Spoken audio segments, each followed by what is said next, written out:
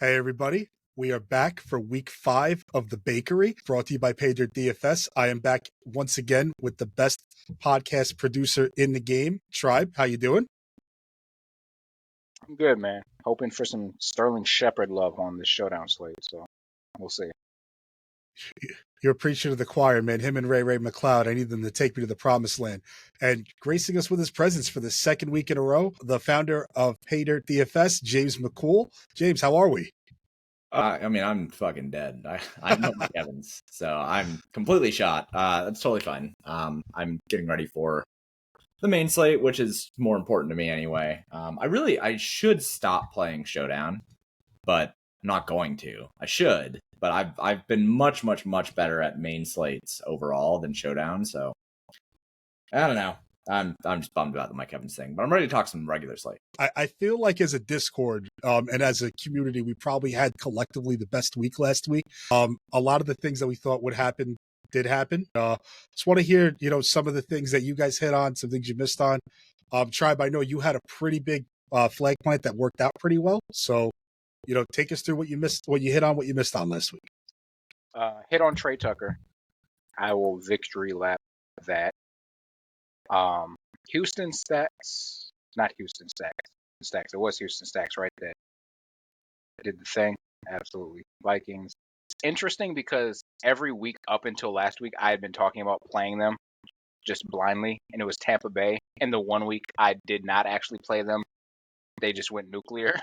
So, whoops. And then I think pretty much most of the field just missed on Arizona completely stinking it out. But yeah, I hear you on that. I mean, the one thing that helps you, at least with the Tampa Bay fade, is that Baker's the one that got there. Everybody else was kind of middling compared to like other ceiling outcomes. But yeah, when Baker threw those first two in the first quarter, then ran one in, I was like, oh my goodness, I was afraid to check the standings. James, what about you? You and I both were touting a pretty low-owned quarterback last week, and he popped. So I kind of know where you're going with this, but what are some things that you hit on last week? You don't know where I'm going with this. My best lineup last week was a Houston stack. Okay. I had Houston, Washington, and I don't remember who the third that I had was. Did you bail on Fields after talking him up the whole time? That's why I thought you were going. That's where I'm going. It wasn't a bail. But with only 3 lineups, like it didn't. If I'd had 5, I get there. But with 3, I just didn't quite get there. I really liked Pickens and I really liked Fields, and we nailed that in the content. I didn't end up playing a Fields lineup. My best lineup ended up being a Houston stack, which was it was Collins plus Stroud plus Stephon Diggs, and then brought it back with I don't remember, and I'm trying to find my lineup right now, and DraftKings is failing me. Like, it won't show me my history. But, yeah, I mean, content was good. Content was good overall. We hit on a lot of things. Excited to hit on more things moving forward. Love that. Yeah, I'm with you, man. I thought you were going to go with Fields personally. Fields is a guy that before you even started touting him, I was all on him in the Discord. I had some haters try to tell me that he wasn't going to be a good play, and yeah, he worked out. He actually took me to a pretty decent week in MME. My best stack I had of the week was definitely a Fields double. And the only miss I'm going to say I had this week, and James, please don't kill me for this, I was severely under on Jordan Mason. I played a little bit more Connor than him, and I got up to Kyron, and I kind of left him there. Probably had 20% too little of him. And that's a guy I definitely missed on for sure. But that's all, definitely a good week for us in the Discord and as a community. We hit on a lot of things. And now going into week 5, we have our first 10-game slate. Some teams are on bye, little less to manage and to sift through. Starting at the quarterback position, Tribe, where are you going at the high end for high salary quarterbacks? I'm probably going right back to CJ Stroud. He doesn't project as highly as some of the other high-priced options this week, but he's much easier to stack than those other guys in that range. And it's the exact stack James mentioned with Nico Collins and Stephon Diggs. Just the passing offense is so concentrated with them. It's a perfect QB +2 spot. They're pricey, but I think that's going to, continue to suppress the ownership there. Yeah, I totally agree. And the weird thing about Buffalo's defense, which is extremely misleading, like everybody knows that they're bad against the run. All of their position players outside of like their nickel corner are ranked in the bottom half of the league at their position. So they've been running really, really hot. I love that call. And, Josh Allen's going to get them in positions to score.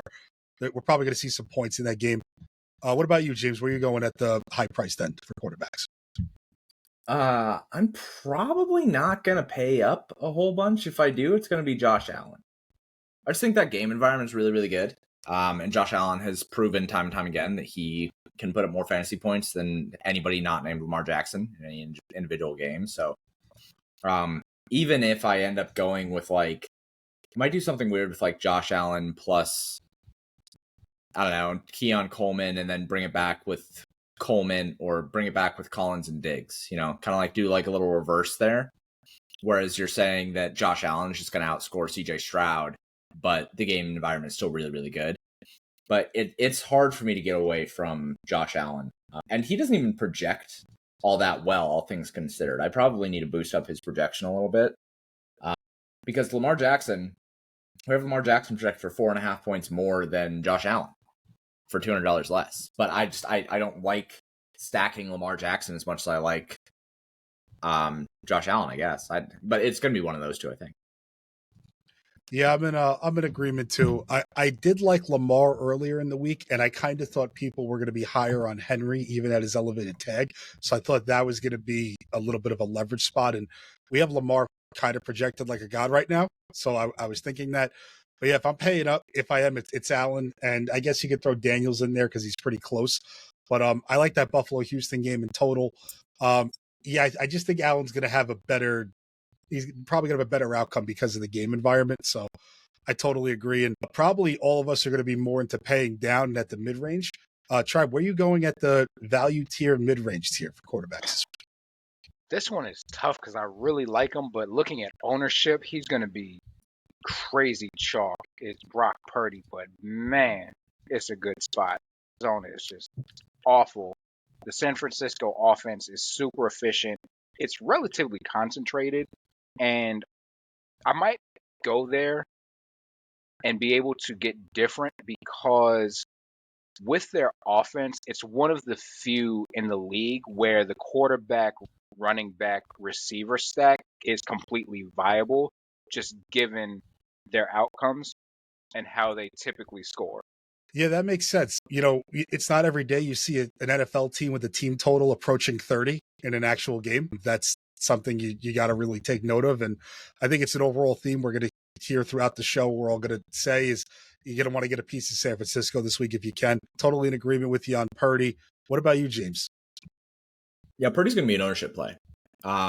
If Purdy is really going to be 15 to 20% owned, I want a lot of Mason. If Mason is going to be 35 to 40% owned, then I want a lot of Purdy. The nice thing is they finally raised Jordan Mason's price. So we'll talk about running backs here in a second, but I don't think that Jordan Mason is going to be massively owned. It's a hard situation. It's basically the exact same situation that we had last week with Washington, right? Where both Brian Robinson and Jaden Daniels were really, really popular. The issue is this week that not only is Brock Purdy and Jordan Mason really popular, but also Deebo Samuel projects as super chalk. So I almost don't want to go there. I'm gonna write up San Francisco because duh. And part of my job is writing up the dumb shit that people just need directly in front of their faces. But I really don't want to actually go there. I prefer in that range, actually, Anthony Richardson, if he's healthy. I really like the Anthony Richardson play this week. The Jags suck at playing defense. They just don't know how to do it. They failed defense class. They have been providing almost 4 points over average to opposing quarterbacks. They're allowing their top 3 in the league in terms of DVP versus wide receivers and tight ends. They don't know how to play defense, and they play a lot of man coverage, which is very beatable by guys like Josh Downs and Michael Pittman, and even Adonai Mitchell if he ends up getting out there for a decent amount of snaps. And then all of that is to add on top of Anthony Richardson has the upside of Lamar Jackson. right? Like he's one of those few guys where his rushing upside is so good that we have to take it really into account. And he's only 6K. I just think the industry's too low on Anthony Richardson overall. So I really like that spot. I think that it makes a lot of sense to go like Richardson plus Michael Pittman and then bring it back with hopefully Evan Ingram is back this week. I think that it's a really good spot for a skinny stack at what should be really low ownership. Yeah, I'm in complete agreement with you. Honestly, I really don't care who the quarterback is in Indianapolis. I want a piece of it this week.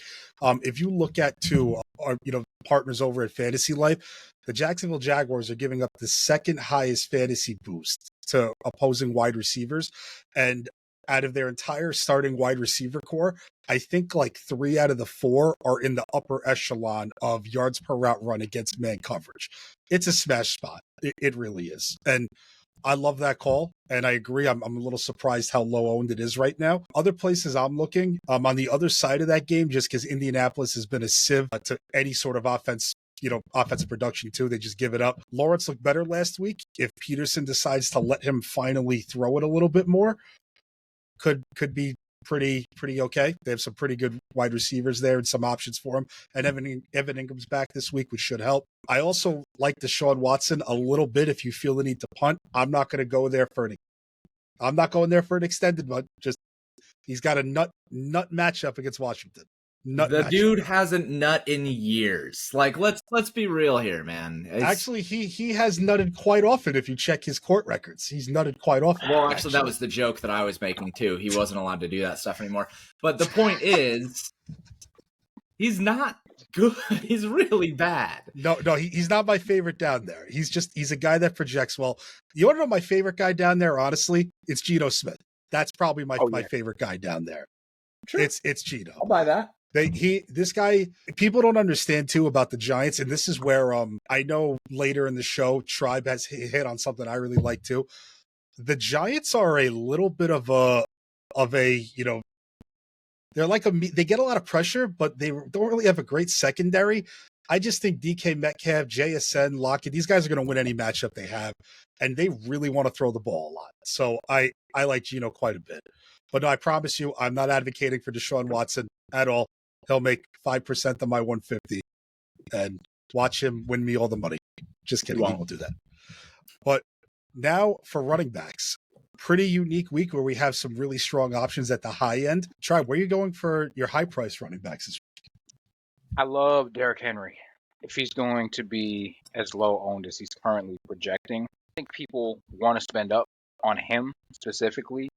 I think the last few years in Tennessee where he was super boomer bust left a bad taste in a lot of people's mouths, fantasy-wise. And I don't know that they've caught up to how Baltimore is really utilizing him. This is one of the few running backs that has legitimate, 3 touchdown upside. It's not just that situation of what it kind of was in Tennessee the past 2 seasons, was he could go and have 14 carries or 16 carries for 30 yards, but he got 2 touchdowns. He's getting the yardage too. He's getting the usage. Their offensive line is good at run blocking. That's what they do. So his ceiling, for all intents and purposes, is back. And I don't know that the industry and the general public has quite caught on to that yet, or are willing to believe it just yet. Yeah, I'm with you on that. And another thing about Baltimore in general, this is a very, very unique Twitter follow, but there's a Twitter account called it's the Coach Speak Index, and they give a rating essentially on the coach's reliability throughout the years of when they talk about personnel usage, like how reliable they are. And Harbaugh, he doesn't lie about anything. He kind of overshares, and he just keeps saying our plans to go into big jumbo packages and we're just going to keep running the ball. He was asked about Mark Andrews, and he goes, I didn't even realize Mark Andrews didn't get that many, looks or snaps. We were just in jumbo packages. We didn't drop back enough.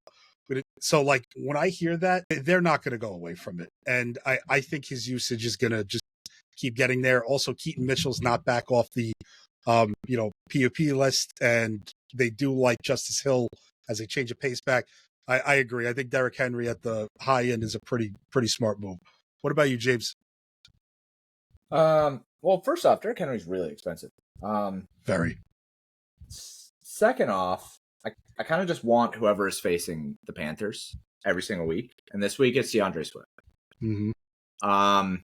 And I know that people don't really like DeAndre Swift, and I think that's fine. But he's relatively cheap. He's 5,700. He's kind of right in that sweet spot. His 3x percentage is good.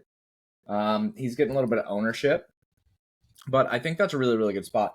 The other spot that I think is really interesting that's probably going to be a pivot off some of the chalks can be Joe Mixon. Buffalo has been the worst run defense in the league in terms of allowing fantasy points over expectations so far through the first 4 weeks.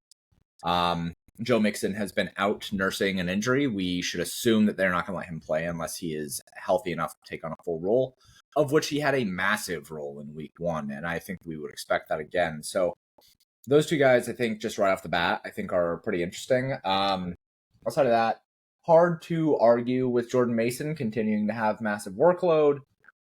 He's great. He's just now priced appropriately, right? Him and Kyron Williams are both priced pretty effectively, and it looks like they're going to be chalk, which is kind of weird to me.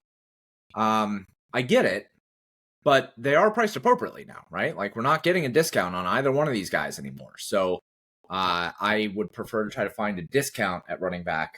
Discounts that I see are mostly Kenneth Walker, looks like a pretty good discount, only projecting 15% owned.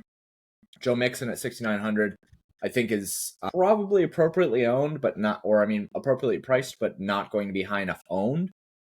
And then DeAndre Swift, I think that DeAndre Swift at 5,700 looks like a pretty good play. Yeah, I love all those too.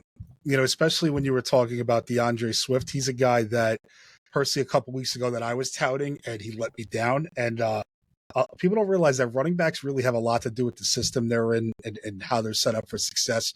It's kind of why we think of them as so interchangeable and not as valuable, and they don't get paid as much. I really like that call. Carolina's been an absolute sieve.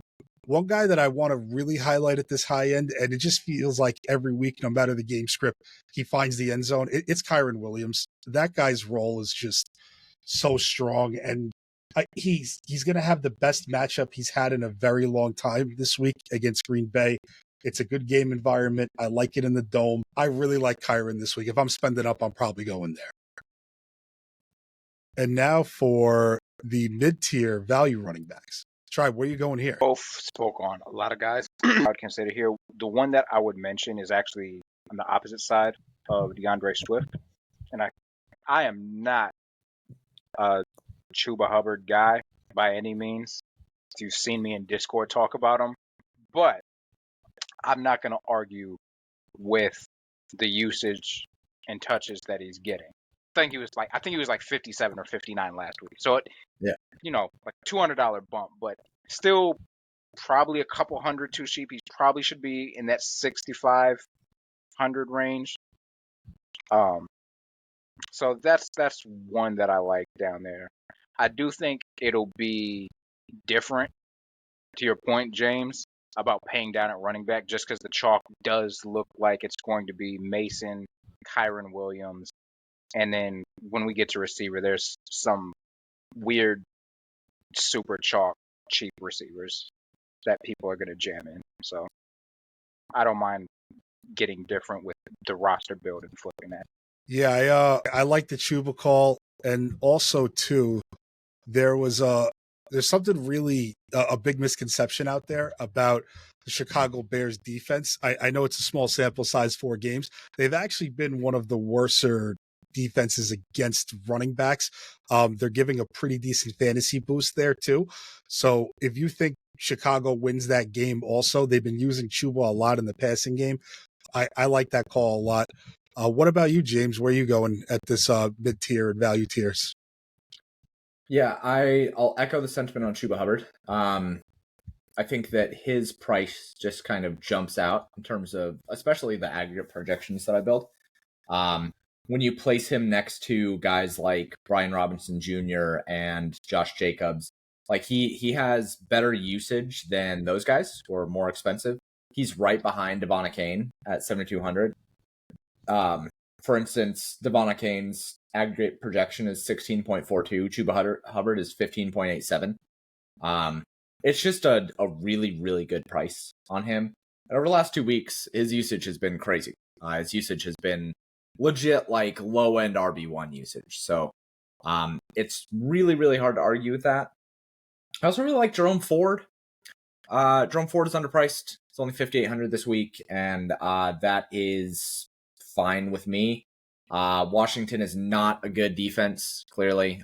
They gave up over 100 yards on, I think, like 19 carries or something last week to James Conner and gave him a touchdown. Like, I'll be fine to go with Jerome Ford again. The only problem with Jerome Ford is that he does end up having to deal with the idiocracy of his coach. So the 5,800 there, I think, makes a lot more sense. But where you are losing a little bit in terms of safety, you're gaining in terms of, like, I think he's going to be 7-8% owned. Current ownership projections have him at 14. I don't buy that. I think he'll be lower than that. So I think that he's a good play in terms of value as well. And then guys like Ramondre Stevenson and Zach Moss, I know that they don't have like a lock on their roles, but Ramondre Stevenson gets Miami, and Miami has been a terrific matchup for running backs. Like, per Fantasy Life, Miami is giving up 6.1 fantasy points over expectation against opposing running backs, allowing 23.6 rushing yards over average, 2.9 opportunities over average. Like, it's just a really, really good spot for running backs, and I don't think anybody will be on Ramondre. But we have seen him have a really good game this year, right? So if we expect New England to be at the very least competitive, if not beat Miami, Miami looks like absolute dick trash without Tua out there. Like, I think that's a good spot. He's only 6K. He can get the usage. Yeah, I totally agree. I think I want to see kind of what they come out with news, and I know that they said that Gibson may be starting this week. Honestly, I think it's worth the risk still with Ramondre. That matchup is very, very good. Jerome Ford too.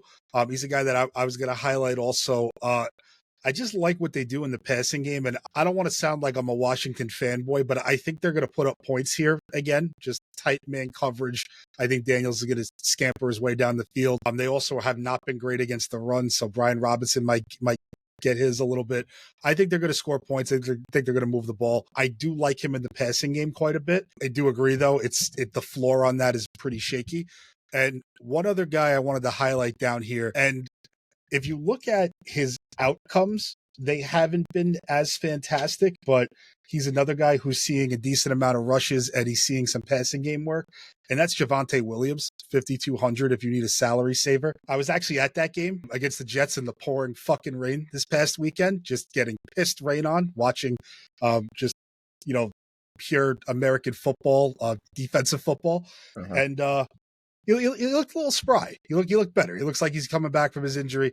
Against the Raiders, too, no Devontae Adams. Denver's defense has been playing very well. Maybe they set up a short field for him. Also, their third-string running back who is getting some usage is also out. So if you need to salary save and dumpster dive, that's probably one guy I would look at. I'm probably going to live in that, high 5s to mid 6s range, though, mostly this week. Now for wide receivers, Tribe. Got a feeling I think I know where you're going here based upon, your quarterback choice up here. But where are you going at the high end for wide receivers? Nico. Yo. His numbers are crazy. Like, not even like results-based numbers, but just like targets, routes run. Like, this guy is the real deal. Like, he's a legit wide receiver 1. And I don't think people consider him that. Right? They're just... I don't know. It's something about names. Like, he just doesn't have wide receiver 1 name. And that just, like, it just creates this narrative in people's mind that he's not that guy. But all the numbers and metrics suggest he, in fact, is him. So, yes, if I'm going Stroud as my quarterback, I'm pairing him with Nico Collins on the high end. I will say his ownership is decently high this week. And so if I play him, I'm playing him as part of a stack. I am far less likely to one-off him. No, I hear you with that. The guy's just incredible. We called it last week, and I know he was no secret. He was pretty high owned. We liked him against a men-heavy coverage team, and I like him again this week against a defense that was really just not that great in the secondary. And Yeah, I think that makes a lot of sense in a high total game. What about you, James? Where are you going at the high end for wide receivers? Yeah, I mean, you don't got to twist my arm to suggest Nico Collins. He's a really, really good play, and we do like Houston stacks. It's hard to suggest anyone else outside of like Malik Neighbors if he plays, but he's still in the concussion protocol. So, if Malik Neighbors is out of the concussion protocol, he's really the only wide receiver that you can even consider, like when we're looking at this high end stuff. Jamar Chase has a good projection, but he's 8K, and frankly, he hasn't earned the projection yet. Like he's a terrific wide receiver one. He is their guy, but I gotta see more of it before I pay 8K for it, you know? Especially when I can get Malik Neighbors, who's averaging like 400 targets a game. I can get Nico Collins, who's averaging 400 targets with an ADOT of like 15. Or there's Jamar Chase, who has to get there on an 80-yard touchdown every week. Like, I don't really love Jamar Chase at 8K. So it's really, really hard to consider anybody outside of Nico Collins. Yeah, I'm in complete agreement. The only other name that I would highlight in that 7K range, and he's really at the cheaper end, so I don't even know if you'd put him in the same tier. I do like DK Metcalf quite a bit. As you know, I like Geno. 7K for a guy who has flashed, double-digit targets twice this season. And we also kind of saw last week with Seattle that they're not invincible, right, on the defensive end. I just really like that spot a lot, and I think he's going to win any matchup he has. But no, I'm with you. If I'm paying up, it's literally Nico Collins, Neighbors, or bust, probably. There's no other way to go. And for the mid-tier now and the value tier, we have another gross, like really cheap week this week with wide receivers. But the mid-tier seems kind of strong. So, Tribe, where are you going this week? So the first one I'll call out is just going back to where I went last week with Trey Tucker. We were on the right side of touchdown variance, but even if you take that away, he had 6 targets, 5 catches for 41 yards. He's 4.1K. And the thing here is there's Jordan Whittington for the Rams is like in the same price range and is currently projected to be almost 25% owned. If it's between Trey Tucker at like 5% and Jordan Whittington at 25%, I will roll the dice on going back to Tucker all day long. The other guy I want to mention, just because James brought up Anthony Richardson, while I don't mind the Richardson call, like I just have concerns about him being able to stay healthy even if he plays. If he refuses to slide and he gets hit the wrong way, like he's going to be right back out. But I do like Josh Downs quite a bit at 5.1K, and I like getting a piece of that offense, and I feel comfortable with that play because I feel regardless of who's behind center, like he can still get there. Yeah, I like both of those. I really like the Downs call too. People don't realize he's one of the best route runners in the league against man. And yeah, I kind like I'll say it again. I really don't care where the quarterback is there. Joe Flacco showed us he could sling it. He practically lit the Steelers on fire for 2.5 quarters last week. And yeah, I love that call. Yeah, Trey Tucker also. You guys going to keep getting overlooked, and as long as Devontae's not there, they're going to keep feeding him. They talk about it too, how they want to keep feeding him. I really like that call a lot. What about you, James? Yeah, it's hard to. It's really hard to pinpoint anything down in this mid range. I think there's a lot of things that I like, but Josh Downs, super good play. I think that's awesome. I have a lot of interest in Indianapolis overall, and 5,100 is just too cheap for him. Coming back, he's been terrific for Indianapolis as well. Wan'Dale Robinson at 5,600, I think, is another guy who has had really good usage for the Giants, and especially if we have no Malik Neighbors, I think Wan'Dale Robinson is a pretty good play at 5,600. I don't think he's terrific because I've talked about this before with the New York Giants. Like there is a capped upside outside of freaks of nature like Malik Neighbors, right? Like the capped upside of the New York Giants is something like their number one receiver goes 7 for 75 and a touchdown, and that's just not enough most of the time, especially if they're highly owned. If Malik Neighbors is out and Wan'Dale Robinson Jr. ends up being 15 to 25% owned, I want no fucking touching of that. Absolutely not. But if he's 5% owned, then I can take a shot on that, especially because he's kind of in this range where I think that other people are going to be going to different names. Deontay Johnson still looks good, 6,100. His ownership is a little bit lower than it was last week. I think that's probably going to continue to trend down. Cortland Sutton, somebody that we have not talked about yet this year. It's my Cortland fucking Sutton boy. is really interesting. He has been everything, basically, for the Broncos, which is what we should have assumed, and what I think we did assume, but we didn't think Broncos offense would be very good. Turns out they're competent, not good, competent, Serviceable. and yeah. I mean, they'll produce some points. One thing that I did not mention when we talked about value, but Bo Nix plus Cortland Sutton, probably you could do worse than that. Bo Nix does have rushing upside. He's rushed for a touchdown. He rushed a whole bunch in college, and he's cheap. And it's the Las Vegas Raiders defense, right? And all of that. You could do something like Bo Nix plus Cortland Sutton and bring it back with Brock Bowers and kind of cover a whole lot of bases. So that one's kind of interesting to me. Cortland Sutton, overall interesting. But my favorite is definitely going to be Josh Downs. I do like Trey Tucker as well. I used him last week. 4,100 is not enough. The problem is that he's going to be mega chalk this week. So I don't love that. But at 4,100, especially if part of a Denver-Las Vegas game stack, you could definitely go with Trey Tucker. I wouldn't hate that. He projected at currently 10. Not great. Oh. Yeah, but it's still less than 25. Yeah. He's projected fine. No, I meant ownership projection. Ownership projection? Yeah. Oh, I see him at 6% owned, but I think he's going to be much higher than that. Okay. After getting there last week, he's only 4,100. I think as the week goes on, I think he's probably going to end up I shouldn't say mega chalk. I think he's probably going to end up in the 12 to 15% owned range again. I could see that, which I don't love for somebody on an offense that's going up against one of the better defenses in the league. The other guy that I didn't mention as value because he's relatively expensive, but I think is going to be considered value by the industry is Jaden Reed. That's my guy, yep. Yeah, 6,500. He projects for 20% ownership.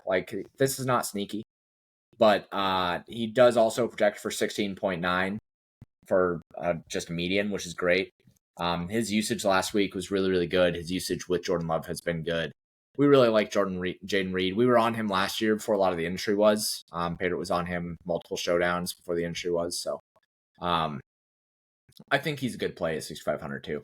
My concern with Jaden Reed is that, one, he's going to be really, really highly owned. And two, Green Bay can spread it out a lot. They still have Dontavian Wicks. They have Tucker Kraft. They have Josh Jacobs, who will catch things out of the backfield. It's that they're a team that spreads out a lot. Green Bay is kind of like discount Kansas City is the way that I look at them. So I think that if you want to use Jaden Reed, you should consider stacking with Jordan Love rather than using him as one-off. But I think he's good value. Yeah, I'm in full agreement. The thing with Jaden Reed, too, and this is really my theme for the Packers in general, they're a team that if I'm going to stack, I'm only probably going to do it in MME because I want to try and give myself the best chance at hitting the right combination. He's going to see the softest zone he's seen all year in this Rams team. They fucking suck, dude, on that side of the ball. They're a sieve to everything. And their defensive scheme, they play a lot of cover 6. These seam routes are going to be wide open out of the slot, so him and Tucker Kraft, Musgrave, if he's ever in the game, those guys are going to be pretty open pretty often. And yeah, Dontavian Wicks after last week, 13 targets. How do you not look that way if you're going to stack Green Bay? I'm in full agreement. Love the Deontay call. Personally, I love a lot of guys in this range. It's going to be dependent upon their quarterbacks for me a little bit, like with a guy like Michael Pittman, who's down there we like a lot, JSN and Geno stacks, Christian Kirk too. One guy that I wanted to highlight, though, that I'm a little surprised didn't get mentioned because, James, you've been on this guy for quite a few weeks, Tutu Atwell, 4,900 in that Green Bay game. He's seeing some pretty deep targets. Matthew Stafford is a good quarterback. That's a sharp team over there, sharp coach team. Whittington, $300 less, is going to be like 3 to 4 times his own as him. So not actually, probably more. And I like Tutu Atwell a lot as a pivot.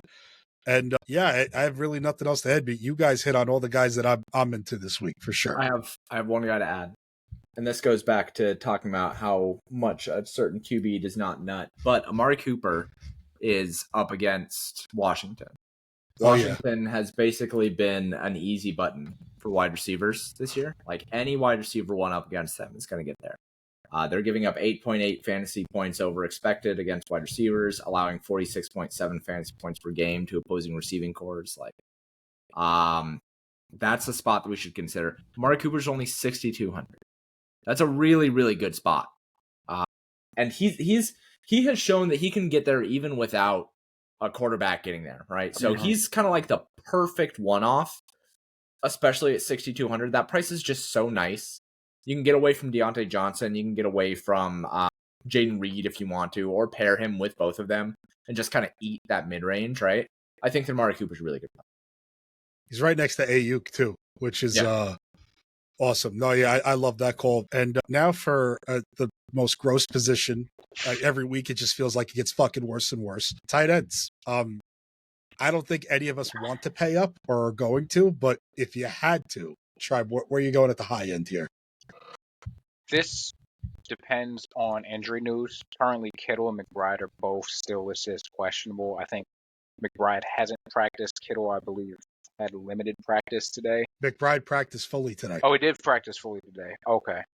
What did I say? Oh, they were saying he practiced fully, but he still has to go through the independent neurologist. So technically, he could still end up getting ruled out, which isn't great. But I mean, it's those two. If I was paying up, I've been on Brock Bowers. He's talented. He can ball, but I don't trust the Raiders as an organization right now to do anything competent. Yeah, I agree. You know, I'll go quick here just because I only have one guy. It was Kittle, but honestly, like I would just stack my higher price tight end here if I really had to. This is fucking gross up here. What about you, James? What are you thinking over here? All right, so first off, Brock Bowers up against Denver. People will look at this and say, oh, Denver's a great defense, blah, blah, blah. You know what has torched Denver over the last couple of years? Elite tight ends. Elite tight ends are the only thing that can get to Denver, and that's because they get to avoid the perimeter defense, which has been so good. Brock Bowers, I think, is in a really, really good spot to soak up the targets, soak up the usage, and find a lot of soft spots in that defense. It's the only position that consistently wins against Denver. And it's not that they like give up this massive above expectation or above average. It's just that it's one of those I know ball things where if it's an elite tight end against Denver, like they're going to get open. Their linebackers are slow, I think is what the smart people would say. The other one, and this is kind of like the best call that I think you can make, is Evan Ingram. Indianapolis has been a top three matchup against tight ends. Granted, that is a low bar this year, but they are allowing almost 15 fantasy points per game and 4 fantasy points over expectation against tight ends. And Evan Ingram, one of the things that I have talked about in content each week, basically, is like, what tight end, because there has seemingly been one tight end every single week that is priced in this mid 4K range that actually deserves to be in the 5K range. Hit on Dallas Goedert, hit on Brock Bowers. The first week I think it was Mark Andrews maybe. But 2 out of the 4 weeks, we have had pretty good success targeting this mid 4K range that should be in the 5K. That is Evan Ingram. Evan Ingram is an elite tight end who should be priced right there with Brock Bowers and George Kittle for some reason, and it's because of injury, but he's coming back and is 4,600. And it's a good matchup. So I think that Evan Ingram makes a lot of sense in the spot. I don't mind him as a one-off. I think that he is kind of like a prime bring-back candidate if you're looking at Indianapolis stacks like I am. And if you want to play Trevor Lawrence, which I don't even think is the worst idea in the world, Trevor Lawrence does have spike weeks. I don't think he's a great quarterback, but I do think that he has upside.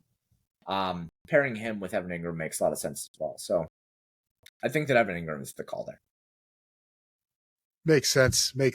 And just to, piggyback off of your Bowers take against Denver, I kind of saw it last week firsthand. I think Rodgers threw to Tyler Conklin like 8 or 9 times, I think I saw. Yeah, it's it's what they choose to give up. Every defense gives up something. So I really do like that call. Let's just hope they're competent enough to really give him the ball, because I love that at the cheap end. It's so disgusting. But try where you're going. Forced to choose down here. I don't mind Cole Kmet, and this is kind of an ownership like pivot play because he has a similar projection to Parkinson from the Rams, but has a third of the ownership of Parkinson. currently was projecting somewhere like 15%, and it was around like 5% for Cole Kmet. So at the same, medium projection, take the lower ownership there. But tight end is likely something I'm either just including with my stacks, or I'm going to do a mini correlation. Like if I'm playing Josh Downs in that mid range for receiver, just pairing him with Evan Ingram or something like that. Yeah, I'm with you. I'm probably just going to pair it with my stack. Ertz is a guy that stuck out to me. Tucker Kraft with Green Bay down here. Parkinson, if you want to use that in that game stack too, I think is fine. What about you, James? Where are you going down here? No. Just not. I mean, just fucking no. Look, Tucker Kraft's projecting for 20% ownership. I wouldn't fucking play Tucker Kraft 20% own. Colby Parkinson, who does not score fantasy points, project for like 16% ownership. Probably not going to play fucking Colby Parkinson. Hunter Henry's only $200 more. That's crazy. Yeah, but Hunter Henry also doesn't score fantasy points. They all suck. That's the problem, right? None of them score fantasy points, but like you should play the lowest owned one that doesn't score fantasy points and hope that they get a touchdown more than the other ones do. I've been saying this for weeks. Just pair with your QB. Just unless you're going to play an elite one. If you play an elite tight end, you play them as a one-off. If you are playing a cheap tight end, you pair them with your QB. And that's just all that it comes down to. Yeah, I agree. And, outside of stacking, the only other guy I'll mention, just because he seems like a decent DVP play, is it's Mike Gesicki. Our contest sims love him. But, now defense. This is James's favorite position. He cares about this more than any other position in fantasy sports. Analyzes it to no avail. He loves it. Try where are you going to defense this week? Do I have to? No, the no is a big no. Two that stand out to me. One is Baltimore. Cincinnati projects for the third highest dropbacks. Like I'm just trying to target teams that are going to drop back and throw it a ton because that's going to lead to the opportunities for sacks, strip sacks, interceptions, etc. So that's one on the higher end. On the lower end, I know they've been garbage, Indianapolis, but Jacksonville also sucks. And they throw it a decent amount. And Trevor Lawrence just throws really bad interceptions seemingly every single game. He is non-melanated Jameis Winston. Yeah, I'm with you on that, James. I'm not even going to ask you for your opinion because I know you're just going to say play whatever fits. No. Please ask me for my opinion. All right. James McCool, where are you going to defense this week? And play whoever the fuck you want. Okay, no. Look, I actually, you make jokes that I like analyze this a bunch. I will have you know, some of like the best work that I did in the off season for Fantasy Life, because I do modeling for Fantasy Life as well.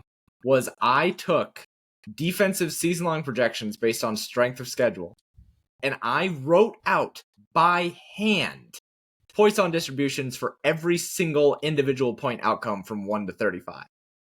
By hand, all right? That was a lot of work. And you know what it led up to?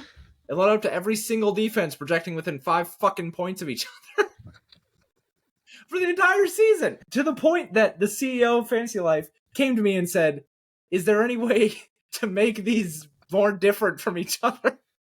And I said, no, there's not. That's how much defense doesn't matter. Over the course of a season, you can pick whatever one, and it's probably going to be fine. And then there will be a defense that is considerably worse than the others. But for the most part, they end up within 5 points of each other on an individual week basis. So, doesn't matter. What you're hoping for is sacks and defensive touchdowns. You can't predict defensive touchdowns, so just play defense against a team that's going to pass a lot. That's it. Yeah, I agree. The one thing, there was a few that I looked at that I'm like, all right, like if I can get to you, like I'm not going to prioritize you, but so some okay ones, Yeah, I'm just going to play whoever. The Broncos have been a pretty good scoring defense. The Bears, maybe. I don't know. It's fucking gross down here. The Patriots, if you think Miami's still inept, sure. But yeah, I'm just going to play whoever fits. And I will say this. this is probably one of the better weeks I've seen where the dumpster diving defenses don't feel as shitty either. You got some bad defenses going up against some subpar offenses. So let's roll the dice. Just roll the dice. And now finally, our contrarian stacks and our favorite low owned plays. So Tribe, who is your favorite contrarian? What's your favorite contrarian stack this week?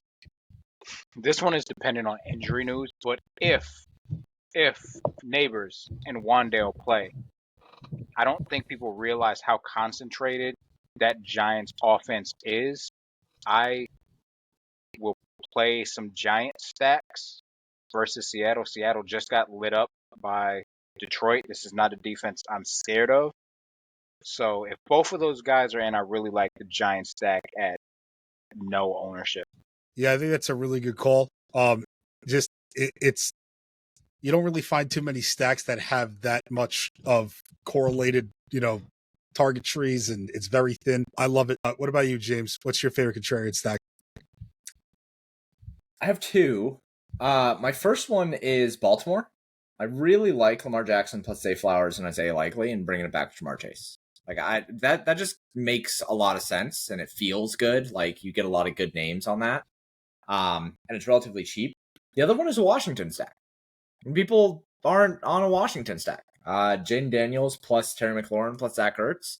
Bring it back with Amari Cooper. Like, I think that Deshaun Watson sucks, but I think that Amari Cooper is going to score 27 fantasy points. So being able to have Washington on top of that, I think that makes a lot of sense. And the thing about like a good defense like Cleveland, where they kind of make their money with a pass rush, is that gets neutralized pretty heavily by a rushing QB.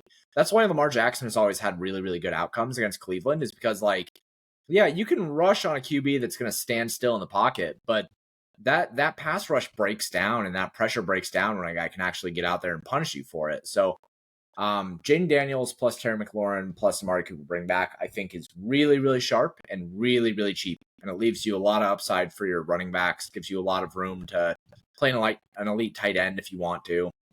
You can do secondary correlation, something like Josh Downs plus Evan Ingram. Like there's a lot that you can do with it. So I think that a Washington stack makes a lot of sense. Love those calls. I totally agree. I'm gonna have a lot of Jaden Daniels. I think this week it's just he's not expensive enough, man. He's just not. He's too cheap. And people, the one thing about football, which is so weird, man, and I don't know why most people think this way, they always like want to be first to when a guy fails, right? Like they want to just be there when they're like, oh yeah, see, he's really not that good, or oh yeah, he's running into a buzzsaw now. Like Cleveland made Daniel Jones look like fucking Dan Marino. Like Jaden Daniels is gonna style on that, in my opinion. I really like Tribe your call with the Giants. I like Houston quite a bit. I know they're a little pricier, but I love that game environment. I think that Buffalo defense really is not good. They're a byproduct of some easier matchups. And I'm going to go right back to Seattle. I know I talked about them quite a bit. I think I like this stack a lot more if Neighbors plays. If Neighbors plays, I think the Giants are going to have an easier time moving the ball. And also, too, you look at Geno Smith, like, they drop him back so fucking much. It's crazy. Miami didn't have a prayer in that game, and I think he dropped back like 35 times. Like there's highest pass rate over expectation in the league. Yep. Exactly. I love it. And you could figure out where the targets are going too. And I like that a lot for MME. You could just move around JSN, Metcalf, Lockett. Fant is on the field quite a bit too. So I like that stack quite a bit. And last but not least, our favorite low-owned plays. So, Tribe, what's your favorite low-owned player this week? We talked about him a bunch already, but Jaden Daniels, like, I don't get it. People have been, like, orgasming, like, wanting to play this guy every week so far this week, or so far this season, and this week he's going to come in at half the ownership of Brock Purdy. All right, sure. Crazy. Yeah, I'm with you. And what about you, James? Yeah, it would be Jaden Daniels. But, I mean, if I'm not going to say him, I do really like Amari Cooper. I think that he's just going to be way too low owned. And at 6,200, that's probably like a $700 to $800 discount, I think, just based off the top of my head, off a little bit of quick math. As a bonus, I'm going to label Josh Downs as my secondary one. He's only projecting for 7% owned, which is not high enough. This is a guy who at 5,100, I think he has 20 to 25 point upside, and especially in the matchup, really, really good spot. So those are my two guys. And then one last shout out, Anthony Richardson. I really do think that Indianapolis is in a great spot. Jacksonville, y'all are not paying attention to as bad as Jacksonville is. I think that it's because they have gone up against like good offenses, but even against good offenses, you can tell when a defense just cannot do anything correctly, and they're just not a good defense. So I do really like Anthony Richardson as well. You know what's going to piss me off, though? We've talked about Anthony Richardson and Josh Downs. Jonathan Taylor's going to have like 3 touchdowns this week in trouble. Yeah. Well, no, I don't think he's playing. He's injured. He's probably not going to play. Oh, is he not going to play? Okay. He didn't practice yet this week. If he doesn't play, the backup RB is going to be Chalk, which makes Anthony Richardson stacks even better because then it's Trey Sermon. Trey Sermon. Oh, no, we're not doing that again. No. You know what we consider Trey Sermon? Fucking cheeks. That's what we consider Trey Sermon. Get the no way. I pray Jonathan Taylor misses. You watching this. If by the time you're watching this, Jonathan Taylor has been ruled out, no, you are not playing chalk Trey Sermon. Don't do it. He's 5,700. I mean, he's not even cheap. I know. It's crazy. He's $100 less than Jerome Ford. He's more expensive than Cam Akers. Yeah, I mean, don't play Trey Sermon.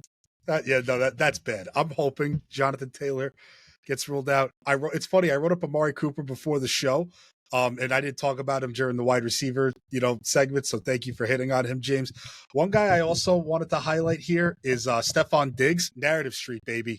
Fucking Narrative Street. They like him a lot in the red zone. They like some design runs for him too, which I don't remember ever seeing teams really call for Stephon Diggs. If Tank Dell misses too, I love it even more. But I like Stephon Diggs, and he had a little piss and vinegar, when he left Buffalo. Narrative Street, I want to be first to it. I think he's sub 10% owned right now. Stephon Diggs. That's the guy that I like a lot. I'll buy it. Nice. And now, closing thoughts. Tribe, what do you want to leave the people with this week? In general, focus on being profitable, not necessarily being right.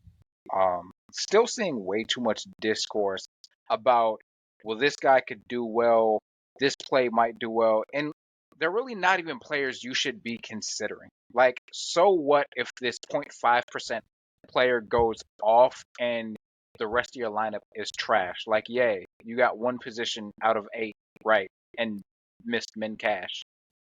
Like, just focus on building quality lineups. Yeah, I agree. One of my bosses a long time ago, one of my first jobs out of college, gave me, he was a total prick, but he had a saying that really just like always stuck with me. I was arguing with him one time about a situation. He goes, "Jason, do you want to be right or do you want to be rich? What do you want to be?" And it was one of the best learning moments I've ever had. It's just, being right doesn't matter unless it pays off a ton for you. And it's better to build off of what we do, build off what other people do. And what about you, James? What do you want to leave the people with? I would say I've been thinking a lot about kind of the way that you approach situations lately, and the way that you approach decision making. Because I mean, I write about it. If you guys are subbed to the newsletter, I write about something about life and decision making and stuff like that every single week. And one of the things I've been thinking a lot about is kind of easily avoiding situations that have more negative outcomes than positive outcomes. And I think that everybody could do better at trying to avoid situations where the upside just does not match the upside. Like the upside and the downside need to have at least equivalent sizes.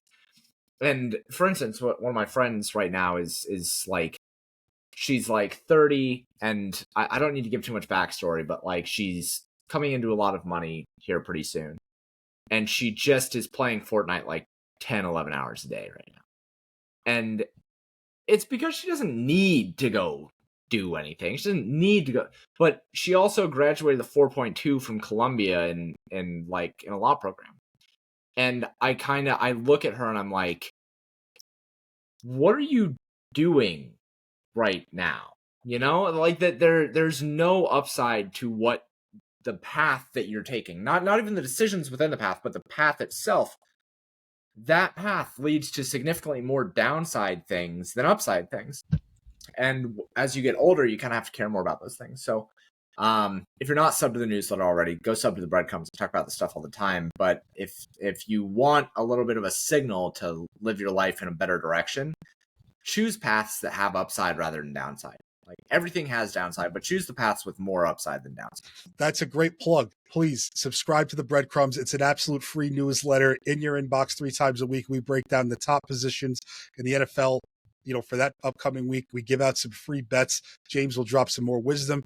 And as we get into new sports like NBA and NHL, you're going to see some other content there too. Definitely go grab yourself a free subscription to that, and come grab a sub over at the site. We'll see you next week, and let's make some money this week.